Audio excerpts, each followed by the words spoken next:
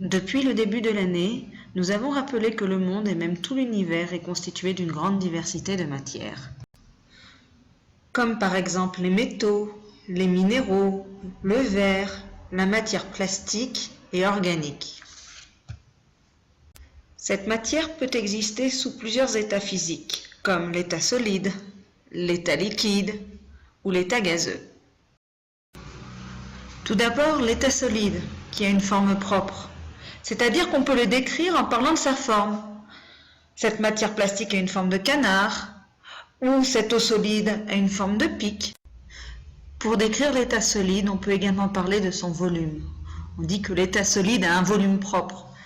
Ceci signifie qu'à l'état solide, la matière occupe toujours le même espace.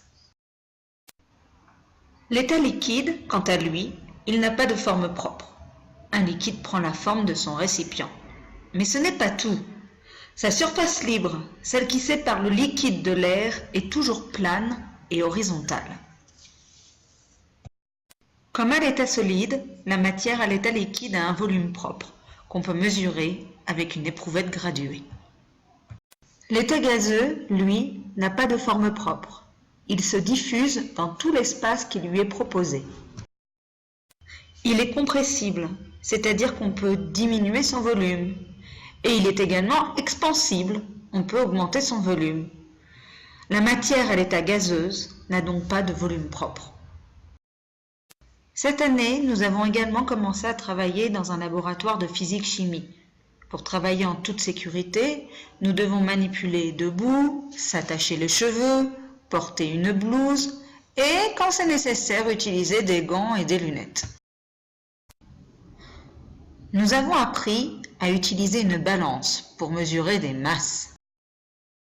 Pour commencer, il faut allumer la balance et placer le récipient qui va recevoir la matière sur le plateau. On appuie sur le bouton tare pour que l'indication lui soit de 0 g.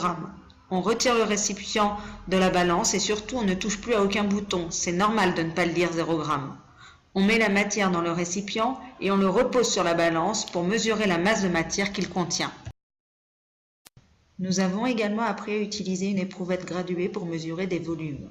Il faut tout d'abord la poser sur la paillasse et verser doucement le liquide. On remarque que la surface libre du liquide dans une éprouvette graduée n'est pas plane. Elle a la forme d'un ménisque.